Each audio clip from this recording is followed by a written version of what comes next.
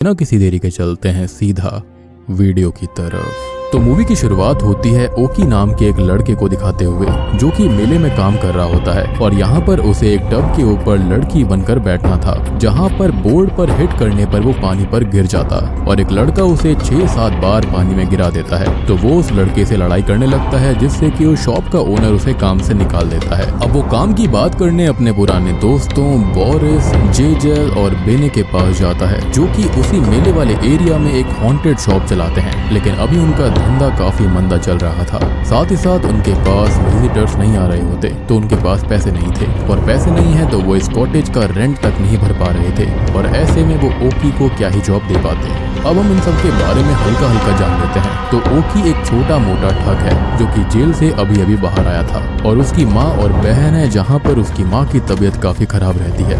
Boris का सपना है मिलिट्री में जाने का जहाँ पर जॉब पाने के लिए उसे मिलियंस की घूस देनी पड़ेगी, तो वो यहाँ पर पैसों का अरेंजमेंट करने में लगा हुआ है।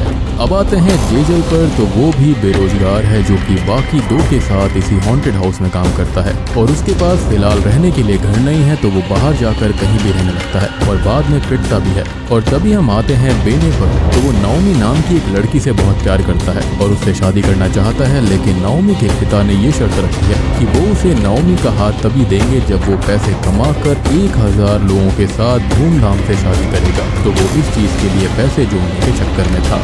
अब वो तीनों ही हॉन्टेड हाउस में विजिटर्स को एंटरटेन करते हैं, डराने की कोशिश करते हैं, लेकिन वहाँ पर सिर्फ 2 ही विजिटर्स आए थे और वो भी उनसे नहीं डरते, इवन उनका मजाक बना देते हैं। और फन फैक्ट कि वो लोग कुंती लानक भी प्ले करते हैं जिसको सभी हॉरर फैंस ऑलरेडी जानते होंगे। अब वहाँ से विजिटर्स तो चले जाते हैं जिससे कि वो सब परेशान थे और ओकी कहता है कि उन्हें थोड़ा मेकअप पे काम करना पड़ेगा, थोड़ा सा रेनोवेशन करना होगा, लेकिन ये काम कहने में जितना आसान था उतना ही करने में मुश्किल क्योंकि उनके पास पैसे नहीं थे। अब ओकी इसी बारे में सोचने लगता है और अपनी माँ की हेल्थ के बारे में वो काफी परेशान था, जिनकी तबीयत काफी खराब थी। साथ ही साथ अब उनके इलाज के लिए वो पैसे भी जमा नहीं कर पा रहा था, जिसका उसे बहुत ही ज्यादा दुख है। और तभी ओकी की माँ ये भी कहती है कि वो और परेशान ना हो और वो उन्हें आराम से ऐसे ही जाने दे और वो उनके लिए उनके पिता वाली ग्रेव के पास ही एक और ग्रेव को खरीद ले जहाँ पर वो दफन होना चाहती हैं। अब ओकी इस चीज से काफी परेशान हो गया था, लेकिन तभी उसकी नजर उसकी मदर की पावर ऑफ अटॉर्नी पर पड़ती है जिसे वो इस्तेमाल करने का प्लान करता है और अपने दोस्तों से बात करता है कि वो उसे पार्टनर कर ले, जहाँ पर वो पैसा देकर इस हॉन्टेड हाउस का रेनोवेशन करा देगा, जिस पर वो लोग भी मान जाते हैं और उनका लैंडलॉर्ड उन्हें जगह खाली करने को बोलता है। तो वो लोग भी उसे समझाकर थोड़ी सी मोहलत मांग लेते हैं। तभी वो सभी लोग उस हॉन्टेड हाउस को रेनोवेट करते हैं, अच्छी कॉस्ट्यूम्स और मेकअप प्रॉप्स का इस्तेमाल करने लगते हैं। अब हॉन्टेड हाउस काफी अच्छा हो गया था, वो चारों अंदर विजिटर्स को डराने और एंटरटेन करने का काम करेंगे, वहीं पर मार्लिना बाहर टिकट काउंटर पर रहेगी। अब तभी हम एक कपल को देखते हैं जहाँ पर एक आदमी अपनी बीवी को चीट करके अपनी गर्लफ्रेंड के साथ घूमने आया हुआ था, लेकिन उसकी बीवी भी वहाँ पर आ जाती है जिससे छुपने के लिए वो लोग अलग होने की बात करते हैं। और उस आदमी की गर्लफ्रेंड इंतानो से ये कहती है कि फिलहाल वो अभी हॉन्टेड हाउस में छुप जाए, लेकिन वो कहता है कि उसे हार्ट प्रॉब्लम्स हैं, लेकिन इंतान उसे जबरदस्ती अंदर भेज देती है। अब वो टिकट लेकर अंदर चला तो जाता है, लेकिन हम नोटिस कर पाते हैं कि वो अपनी हार्ट प्रॉब्लम की दवाई बाहर ही गिरा देता है। अब यहाँ पर वो चारों उसको डराने लगते हैं और माहौल अब सच में काफी डरावना हो गया था, जिससे कि वो काफी डर जाता है, जिसको तुरंत ही हार्ट अटैक आ जाता है और वो वहीं पर मारा जाता है। अब ये देखकर वो लोग सोचते हैं कि उसे क्या हुआ होगा। वो उसे चेक करते हैं तो असल में वो आदमी मर चुका था, जिससे वो लोग काफी परेशान हो जाते हैं और डर जाते हैं। यानी कि सोचकर देखो, इन्होंने इतनी मेहनत करी, यहाँ पर पैसा लगाया, किसी तरह से रेनोवेशन किया, लेकिन उसके बाद अब एक आदमी की वहाँ पर मौत हो गई। अब वो सब आपस में बात करते हैं कि उन्हें क्या करना चाहिए। तो ये डिसाइड होता है कि वो पुलिस को नहीं बता सकते, तो वो डिसाइड करते हैं कि वो इस आदमी की बॉडी को यहीं पर गाड़ देंगे और वो अपने काम में लग जाते हैं और मार्लिना को काउंटर बंद करके घर भेज देते हैं। अब वहीं पर इंसान उस आदमी को ढूंढने हॉन्टेड हाउस में आती है, जिसे काउंटर बंद मिलता है, जो कि उसे काफी अजीब बात लगती है कि काउंटर पहले कैसे बंद हो गया, लेकिन उसे अपने बॉयफ्रेंड की दवाई मिल जाती है जो कि बाहर ही गिर गई थी। अब वो हॉन्टेड हाउस के एक दरवाजे को देखती है जो कि खुला हुआ था, तो वो अंदर चली जाती है जहाँ पर उसे वो चारों मिलते हैं जो कि अभी तक उस आदमी की बॉडी को बैरी कर चुके थे और वो इंसान से झूठ बोल देते हैं कि वो आदमी यहाँ पर कभी आया ही नहीं। तो इंसान वहाँ से बाहर चली जाती है। अब अगले दिन हम इनके लैंडलॉर्ड जोंकी को देखते हैं जो कि एक आदमी से बात करता है, जहाँ पर वो आदमी कहता है कि उसका दोस्त उस हॉन्टेड हाउस को खरीदना चाहता है। इस पर जोंकी कहता है कि अभी वो नहीं बेच सकते क्योंकि ओकी ने उसे पैसे दे दिए हैं। तो वो आदमी ओकी की बुराई करने लगता है कि वो बहुत ही गंदा आदमी है, वो जेल जाकर आया है, जबकि ओकी ने खाली नशे में एक बकरी को उड़ा दिया था। साथ ही साथ वो ये कहता है कि ओकी लड़ाई भी करता है और क्या पता वो उस हॉन्टेड हाउस के अंदर किसी को मार दे या फिर वहाँ पर काला जादू करने लगे। लेकिन जोंकी को इन बातों पर यकीन नहीं होता।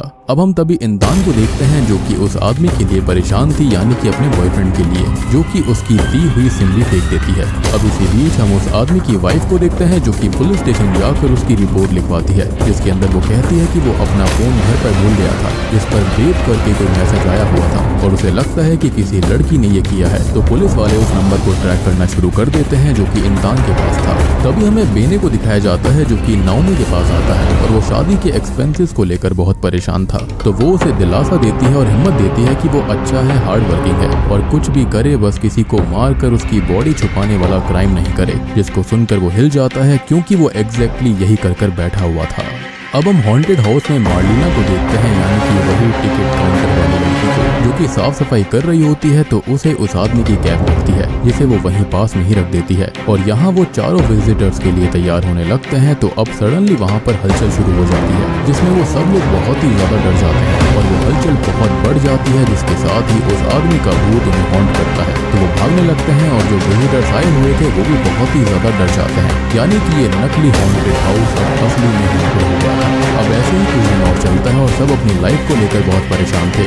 लाइक बोरिस को मिलिट्री में जॉब चाहिए और उसने अपनी माँ से झूठ बोला हुआ था कि वो ऑलरेडी आर्मी में है और उसे ऐसा नाटक भी करना पड़ता है। फिर वो चारों ही उस भूत को लेकर बहुत ही ज्यादा परेशान रहने लगते हैं और डिसाइड करते हैं कि वो कब तक की हॉन्टेड हाउस को बंद रख सकते हैं। लेकिन एक दिन जोंकी उन पर गुस्सा करता है कि वो लोग सब मैनेज नहीं कर पा रहे, जिसको सुनकर उन्हें लगता है कि वो पैसों की बात बोल रहा है। लेकिन वो देखते हैं तो उनको पता चलता है कि जो आखिरी विजिटर्स आए थे तो उन्होंने वो वीडियो बना ली थी और वो वायरल हो गई है, जिससे कि अब ये haunted house talk of the town बन चुका है, जिससे कि उनके पास ढेर सारे लोग आए हैं। अब वो इस चीज का फायदा उठाने लगते हैं और रोज उस आदमी की ग्रेव पर सुसु करके उसे गुस्सा दिला देते हैं। वो क्रोध में आकर हॉन्टिंग शुरू करता है, जिससे कि रियल विजिटर्स को डर लगता है और उन्हें यहाँ पर थोड़ी पता था कि यहाँ असली में भूत है। तो यहाँ पर और ज्यादा विजिटर्स आते हैं और इतने आते हैं कि बेने की शादी के लिए अच्छे खासे पैसे जुड़ गए थे।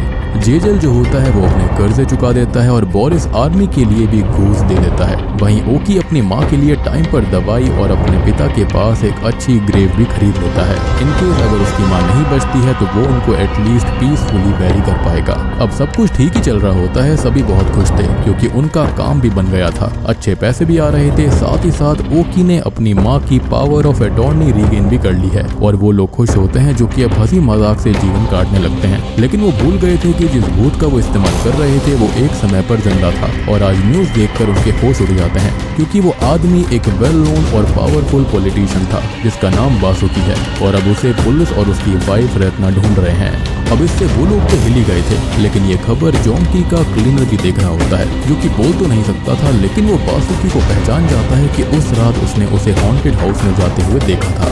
यानी कि अब तक कोई भी आई विटनेस नहीं थे, लेकिन अचानक से ही वहाँ पर आई विटनेस भी आ गया। अब यहाँ इंसान भी न्यूज देखकर बहुत परेशान थी और एक दिन उस हॉन्टेड हाउस का वायरल वीडियो देखते हुए उसके अंदर बासुकी की वो कैप भी दिख जाती है और उसे क्लियर हो जाता है कि बासुकी उस रात हॉन्टेड हाउस गया था। अब यहाँ पर वो चारों भी बहुत ज्यादा परेशान थे, जो कि यही बात करते हैं कि उन्हें क्या करना चाहिए क्योंकि पुलिस उनसे इंटेरोगेशन करने के लिए आ सकती है और अगर इंसान को भी पुलिस ढूंढ लेती है तो वो भी फंस सकते हैं।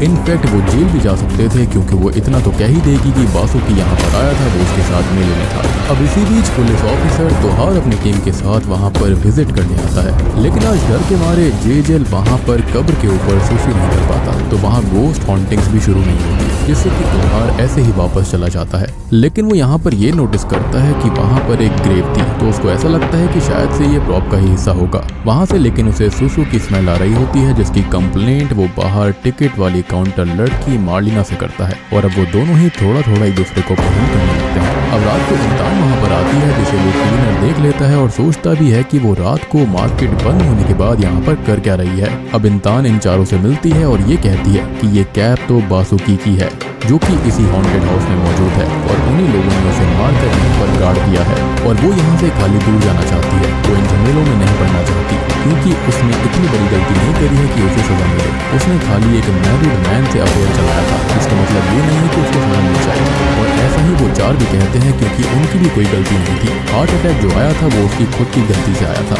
लेकिन अल्टीमेटली यहाँ पर देखा जाए तो इंसान ने ही बासुकी को फोर्स किया था कि वो हॉन्टेड हाउस के अंदर चला जाए, जबकि वो उससे कह भी रहा था कि उसे हार्ट प्रॉब्लम्स हैं। खैर अब वो ग्रेव के पास बैठकर रोने लगती है, जिस पर उन चारों को तरस आ जाता है, तो वो उसे पैसे दे देते हैं, क्योंकि उसके पास यहाँ से जाने के पैसे तक नहीं थे। और बोरिस ये कहता है कि वो यहाँ से बहुत दूर चली जाए और फिर कभी भी इस हॉन्टेड हाउस का नाम भी ना ले, जिस पर वो एग्री करती है। लेकिन असली प्रॉब्लम्स अब शुरू होंगी, क्योंकि असल में उस क्लीनर ने सब कुछ छुपकर सुन लिया था और देख लिया था।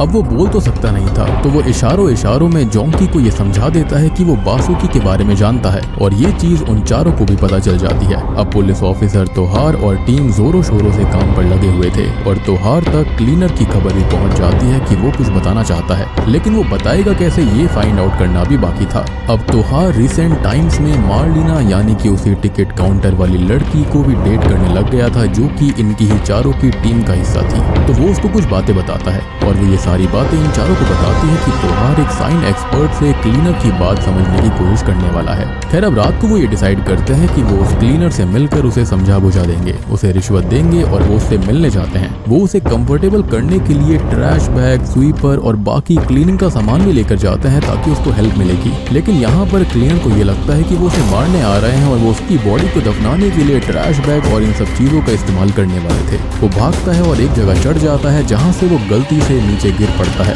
जिससे परेशान होकर वो चारों भागते हैं। और थोड़ी देर के बाद जोंकी को वो मिल जाता है, जिसे वो हॉस्पिटल लेकर जाता है। अब तोहार पुलिस साइन एक्सपर्ट को ले आया था, लेकिन अब कोई फायदा नहीं था, क्योंकि क्लीनर के दोनों हाथ और दोनों पैर ही टूट गए थे। अब यहाँ पर वो चारों आपस में बहस कर रहे होते हैं, और इसी बीच में बेनी ओकी से ये कह देता है कि वो सही नहीं है, उसकी माँ बीमार है, उसे दवाई नहीं मिल रही है, क्योंकि ओकी एक बेकार संतान है, जिससे ओकी को बहुत दुख होता है। अब वो अपनी माँ के पास ही होता है और इमोशनल हो जाता है, और कहता है कि वो शर्मिंदा होंगी। लेकिन वो ये कहती हैं कि वो शर्मिंदा नहीं है बल्कि खुश हैं, और वो बुरा इंसान नहीं है बल्कि एक अच्छा है जिससे वो बहुत प्यार करती हैं। खैर अब यहाँ पर वो तीनों ही इंसान के बॉयफ्रेंड की बॉडी को शिफ्ट करने का प्लान करते हैं, और डिसाइड करते हैं कि वो इस बॉडी को ओकी की मदर की ग्रेव में रख देंगे, क्योंकि वो तो अभी जिंदा है और ग्रेव खाली है जहाँ पर पुलिस कभी भी नहीं जाएगी। अब वो लोग ओकी को भी मना लेते हैं, जो कि बहुत समझाने के बाद मान जाता है। तो अब उनका आखिरी टास्क ये होता है कि वो उस बॉडी को ग्रेव यार्ड तक कैसे लेकर जाएं, और वो लोग बॉडी निकाल कर शिफ्टिंग में लग जाते हैं। अब यहाँ इंसान शहर छोड़कर भागने ही वाली थी, लेकिन पुलिस उसे पहले ही उठा लेती है, और वो सब कुछ सच बता देती है। अब यहाँ पुलिस ऑफिसर तोहार और टीम हॉन्टेड हाउस जाते हैं। वहाँ पर वही वो चारों ग्रेवयार्ड जाते हैं, जहाँ पर वो बॉडी को बैरी करने लगते हैं। लेकिन तभी ओकी को खबर मिलती है कि उसकी माँ अब नहीं रही। अब फाइनली वो पूरी तरह टूट जाता है और कहता है कि वो सच में बुरा इंसान है, जो कि अपनी माँ की आखिरी इच्छा भी पूरी नहीं कर पा रहा, लेकिन अब वो उन्हें रिस्पेक्ट के साथ उनकी ही ग्रेव में बैरी करेगा। यानी कि ये जो प्लान था वो भी फेल होता हुआ दिख रहा था। वो उनसे कहता है कि वो खुद पर इल्जाम ले लेगा, वो तीनों चले जाएं, लेकिन उसके दोस्त उसे छोड़कर जाने से मना कर देते हैं, और तब तक पुलिस आकर उन्हें उठा लेती है। अब वो लोग 2.4 इयर्स की सजा भुगत लेते हैं और अब रिहा होकर बाहर आते हैं, जो कि नई जिंदगी शुरू करेंगे। और बेने को नाओमी का वेट था, जो कि अभी भी उसके लिए सिंगल है। यानी कि बेने और नाओमी की कभी शादी हो ही नहीं पाई, लेकिन वो भी यहाँ पर सिंगल थी। खैर अब ये चारों ही मिलकर ओकी की माँ की ग्रेव पर जाते हैं, जहाँ पर ये सभी अपनी रिस्पेक्ट वहाँ पर अदा करते हैं। लेकिन यहाँ पर एक बात नोटिस करने वाली थी कि ये शायद से इतने पैसे वाले तो थे कि ये एक और ग्रेव को खरीद सकते थे, और अगर ऐसा करते तो शायद से ये बच भी सकते थे, क्योंकि सबूत नहीं मिलता। लेकिन अल्टीमेटली यहाँ पर इंसान ने सारी बातें पहले ही पुलिस वालों को बता दी थी। लेकिन अब ये लोग बिल्कुल रिहा हो गए थे और बिल्कुल साफ सुथरे थे, क्योंकि इन लोगों ने जानबूझकर उस व्यक्ति को नहीं मारा था। ये बात साबित हो गई थी कि वो व्यक्ति हार्ट अटैक से मारा गया था, और इन लोगों ने जो कुछ भी किया वो अनजाने में था, क्योंकि ये लोग तो खाली अपना खेल दिखा रहे थे। लेकिन इन लोगों को नहीं पता था कि वहाँ पर वो व्यक्ति हार्ट का पेशेंट है। और मूवी के अंत में एक काफी इंटरेस्टिंग और फनी सीन और आता है। वहाँ पर नाओमी आती है, जो कि ये कहती है कि उसने शादी तो नहीं करी, उसका कोई बच्चा भी नहीं है, लेकिन अगर उसको उससे शादी करनी है तो यहाँ पर उनको अब की बार 1000 नहीं बल्कि 3000 गेस्ट को इनवाइट करना पड़ेगा। और ये सुनकर बेने को वहीं चक्कर आ जाते हैं, जिसके चलते वो वहीं बेहोश हो जाता है। उसके बाकी सभी दोस्त आकर उसको संभालते हैं, क्योंकि इसी चक्कर में उन्हें क्या क्या झेलना पड़ गया था। और इसी के साथ में आगाक लैंड मूवी यहाँ पर खत्म हो जाती है। तो दोस्तों ये थी एक light horror comedy Indonesian movie उम्मीद करता हूँ कि आपको पसंद आएगी और इस मूवी को आप इस तरह से देखना जैसे कि हमारे यहाँ पर हॉरर कॉमेडी मूवीज के अंदर स्त्री, भेड़िया, रूही या फिर रिसेंटली मुझे आई है, इसी तरह से ये इंडोनेशिया की एक हॉरर कॉमेडी फिल्म है। मतलब कुछ जगहों पर डर भी लगता है, कुछ जगहों पर हंसी भी आती है क्योंकि कैरेक्टर्स ऐसे ऐसे काम कर रहे थे जो कि रियल में लोग करते नहीं हैं। देखने में भी आपको मजा